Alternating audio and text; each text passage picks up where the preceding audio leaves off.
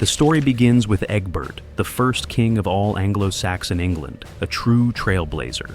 He united many kingdoms and conquered Mercia, becoming the first ruler to call himself King of the English. Egbert's son, Ethelwulf, was more of a peaceful, pious man than his warlike father. He made a pilgrimage to Rome, bringing back treasures to impress the Pope. While others fought, he tried to secure peace through faith. Ethelbald, not one for subtlety, rebelled against his own father. After Ethelwulf died, Ethelbald seized the throne and scandalously married his stepmother. That raised a few medieval eyebrows. Ethelbert took over after his brother and was quite sensible. No scandals here. He ruled peacefully over Wessex and Kent, probably breathing a sigh of relief after the drama his brother stirred. Ethelred I had the unfortunate task of fighting off an invasion led by the great heathen army. Though he fought bravely, the Viking horde overwhelmed him. Alfred was a legend, a warrior, a scholar, and the only English king to earn the title, the Great.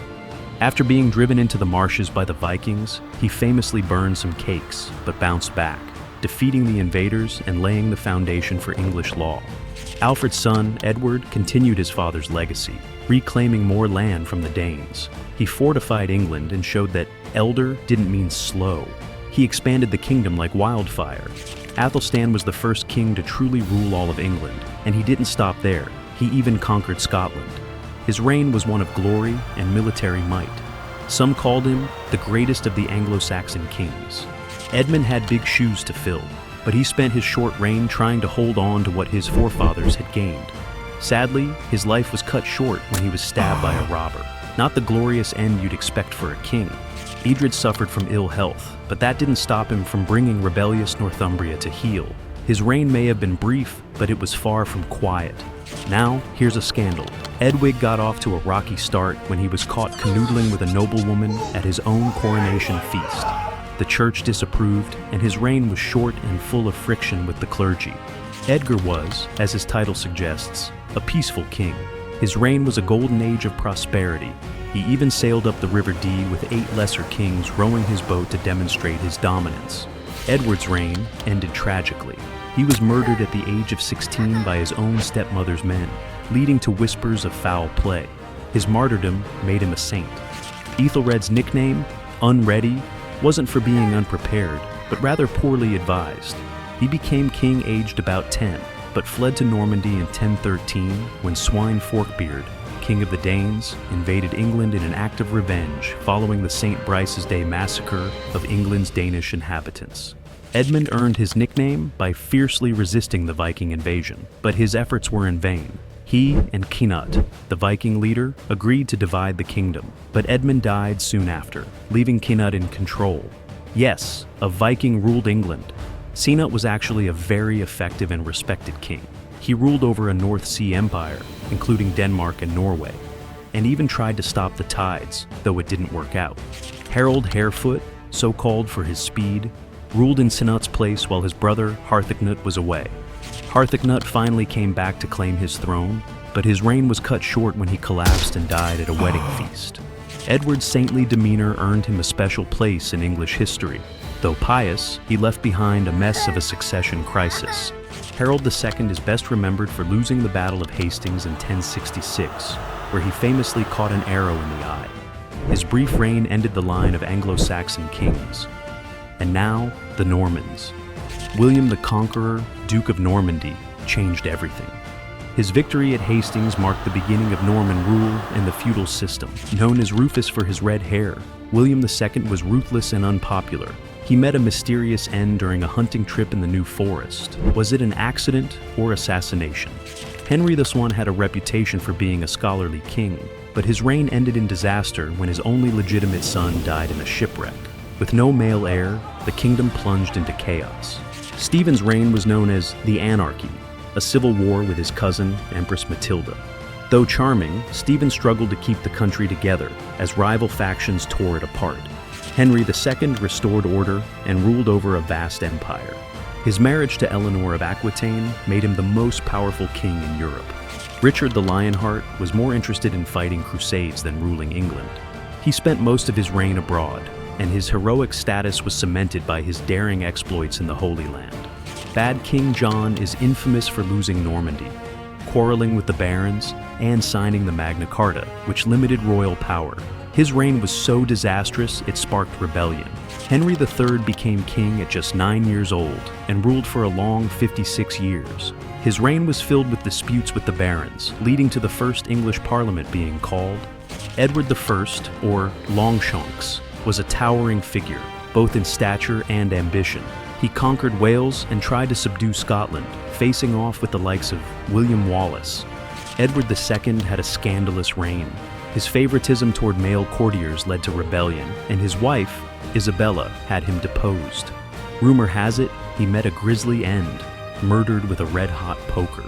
Edward III was a warrior king who sparked the 100 Years' War against France. He transformed England into a major military power. Richard II began his reign as a child, but grew into a tyrant. His vanity and disregard for his nobles led to his deposition by Henry Bolingbroke. Henry IV seized the throne from Richard II and spent most of his reign fighting off rebellions. His reign was marked by illness and instability, but he held on to the crown. Henry V, the hero of Agincourt, was the epitome of the medieval warrior king. His victories in France made him a legend, immortalized by Shakespeare's stirring speeches. Poor Henry VI was a tragic figure, crowned king as a baby. He was later plagued by mental illness and lost the throne twice during the Wars of the Roses. Edward IV, a Yorkist king, won the Wars of the Roses but had a tumultuous reign. He was tall, handsome, and bold in battle, but had a messy personal life, marked by intrigue and betrayal. One of the princes in the Tower, Edward V's reign lasted only a few months before he was imprisoned by his uncle Richard III, never to be seen again. Richard III's brief reign ended at the Battle of Bosworth, when he was killed by Henry Tudor. Henry VII ended the Wars of the Roses and founded the Tudor dynasty. His cautious and calculating reign brought stability, but his paranoia kept him constantly on edge. Henry VIII, the most famous of all, known for his 6 wives, break from the Catholic Church, and notorious beheadings. Henry was a larger-than-life figure, changing England forever by founding the Church of England. Edward VI, the boy king, ruled briefly but pushed England further toward Protestantism. His short reign ended with his untimely death at 15, sparking a succession crisis. Bloody Mary earned her name by trying to reverse the Reformation and restore Catholicism through persecution. Her marriage to Philip of Spain made her unpopular, and she left no heir. The Virgin Queen. Elizabeth's reign was a golden age of exploration, culture, and victory over the Spanish Armada. Her clever political maneuvering and refusal to marry kept England stable and flourishing. James I, the first Stuart king, united England and Scotland under one crown. His reign saw the creation of the King James Bible, but his absolutist ideas clashed with Parliament. Charles I believed in the divine right of kings, which didn't sit well with Parliament. His insistence on ruling without them led to the English Civil War. Spoiler, Charles lost, and was the first English king to be executed. His head rolled in 1649, signaling the end of monarchy for a brief period. After the chaos of Oliver Cromwell's Republic, Charles II was restored to the throne in what's known as the Restoration. He brought back the fun and theaters, earning him the nickname the Merry Monarch. James II's Catholicism was a big problem in Protestant England. When he started pushing Catholic reforms, it sparked the Glorious Revolution. His own daughter and son-in-law, Mary and William of Orange, overthrew him, the dynamic duo. William and Mary ruled jointly after kicking out James II. Their reign was revolutionary, literally, as they signed the Bill of Rights, which limited royal power and laid the groundwork for Britain's constitutional monarchy. Mary died young, leaving William to rule alone. Anne was the second daughter of James II. Queen Anne had 17 pregnancies, but none of her children survived into adulthood, leaving a huge succession crisis. Her reign saw the union of England and Scotland into Great Britain in 1707, but she died heartbroken and childless. George I was a German who barely spoke English and was more interested in his homeland. Parliament took control, making his reign the birth of the modern constitutional monarchy. Like his father, George II preferred Germany to England.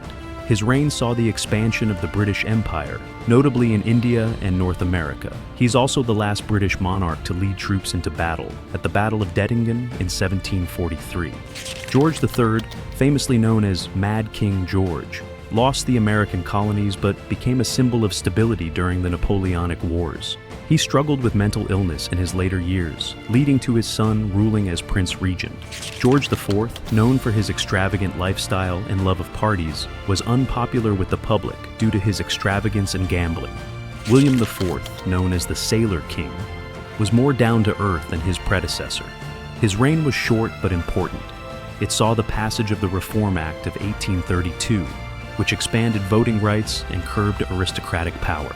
The second longest reigning monarch in British history, Queen Victoria's era, also called the Victorian era. Under her, the British Empire expanded dramatically, and she became the grandmother of Europe through 9 children, 40 grandchildren, and 37 great-grandchildren, scattered all over Europe. She was the symbol of an era, but privately, she grieved for her beloved husband, Prince Albert, for decades. Victoria's son, Edward VII, ushered in the Edwardian era, a time of elegance and indulgence before the storm of World War I. He was known for his playboy lifestyle and charm, making him a popular king. George V steered Britain through World War I and changed the royal family's surname from the German-sounding Saxe-Coburg and Gotha to Windsor. Yes, even the royals had to rebrand. Edward VIII's reign lasted less than a year. He made headlines for abdicating the throne to marry American divorcee Wallis Simpson, sparking a scandal that rocked the monarchy. "I have found it impossible," he said, "to carry the heavy burden of responsibility without the help and support of the woman I love." George VI didn't expect to be king, but when his brother Edward VIII abdicated, he stepped up. Despite a speech impediment, his calm and resolute leadership during World War II made him beloved. His story was immortalized in the movie The King's Speech. Elizabeth II, the longest reigning British monarch, was the ultimate symbol of continuity, ruling longer than her great-great-grandmother, Queen Victoria, who reigned for 63 years and 216 days. From Winston Churchill to Liz Truss, she worked with 15 British prime ministers. Finally, King Charles III, who waited longer than any heir in British history to become king.